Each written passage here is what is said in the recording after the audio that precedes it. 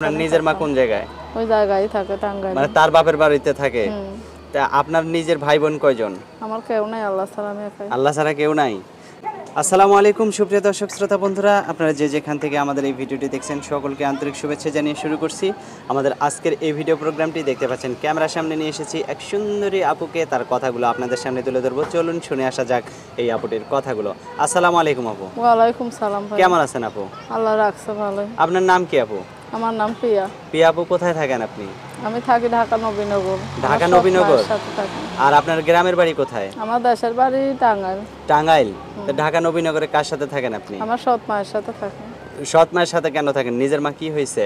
নিজের মারে ছাইরা দিয়া বাবা আরেকটা বিয়া করে এখানে চলে আইছে। আর আপনার নিজের মা কোন জায়গায়? ওই জায়গায় থাকে টাঙ্গাইল। মানে তার বাপের বাড়িতে থাকে। তা আপনার নিজের ভাই বোন কয়জন? আমার কেউ নাই, আল্লাহ ছাড়া আমি একাই। আল্লাহ ছাড়া কেউ নাই। তো এখন এই যে ক্যামেরার সামনে কেন আসলেন? আছে, থাকতেও নেই, না থাকার মতো, যারা খবর নেয় না। ওইরকম আত্মীয় স্বজন তো না থাকাই ভালো, থাকার সে না থাকাই ভালো। না থাকাই তা ভালো। এখন আপনি ক্যামেরার সামনে কেন আসলেন? একজন আপনজনের আশায় আইছি ভাই। একজন আপনজনের আশায়? আপনজন আপনার হয় নাই এখনো? না ভাই। কেন হয় নাই? হয় নাই কেন, কেমনি কব, এখন আল্লাহ লেখে নাই। আপনার বয়স কত? 20। 20?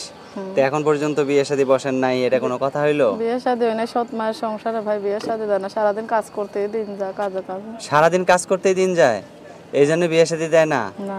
তা আপনার বিয়ে বসতে মন চায় না? বিয়ে বসতে মন চায় দেখাই তো প্রতিবেদনের মাধ্যমে এলাম যে একজন ভালো মনের মানুষ যদি পাই, সে যদি আমার বিয়ে শাদী করে। কেমন ভালো মনের মানুষ? যেমনই হোক, সে শুধু আমার খান পড়ানোর দায়িত্ব নিবে, আমার সৎ মায়ের থেকে আমার আলাদা করে রাখবে, এরকম একজন মানুষ আমি চাই। আচ্ছা, বুড়া মানুষের কাছে বিয়ে বসবেন না জোয়ান মানুষের কাছে বিয়ে বসবেন? যেমনই হোক ভাই, শুধু আমার দায়িত্ব নিতে পারলে, আর আমি কিছুই চাই না। আমি চাইবো 5 ওয়াক্ত নামাজ কালাম পড়বো। আমি কোরআন শরীফ পড়েছি, লেখাপড়া করেছি, ক্লাস 6 পর্যন্ত। যাক মাশাআল্লাহ, অনেক ভালো কথা। কালাম ইনশাআল্লাহ পড়তে পারি, সবকিছুই জানি। কিন্তু আল্লাহ খালি একটাই কষ্ট, মেয়ে মানুষের ভাই, মানুষের বাসা বাসা কাজ করতে হয়। আগে গার্মেন্টসে কাজ করতাম, এখন আর ওই কাজ নেই। তো এখন গার্মেন্টসে কাজ করেন না কেন? এখন মানুষের বাসায় কাজ করে, আর গার্মেন্টসে কাজ করে, আর যেখানেই কাজ করি, চাকরি করি, টাকা তো আমার সৎ মাই নিয়ে যায়। ও সব আপনার সৎ মাই নিয়ে যায়? আচ্ছা, তো আপনার স্বামী হলে আর এই সমস্যাটা হবে না। তো আপনার ফোন নাম্বার মুখস্থ আছে, যেটা ফোন নাম্বার আপনি দিবেন? নাই ভাই, আমার ওই যে মোবাইলে আছে, button mobile. Button mobile? Camera mobile নাই? ক্যামেরা মোবাইল আছে, ভেঙে গেছে ক্যামেরাটা। ভেঙে গেছে? আচ্ছা, কাজ করতে করতে ভেঙে গেছে পুরো। তো আপনার ফোন নাম্বারটা আমি বললে আমার সাথে আপনি বলতে পারবেন তো নাকি? বলেন।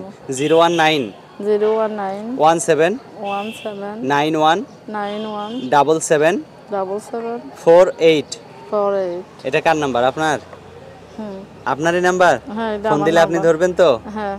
আচ্ছা, আর কিছু বলার আছে প্রিয়া আপু?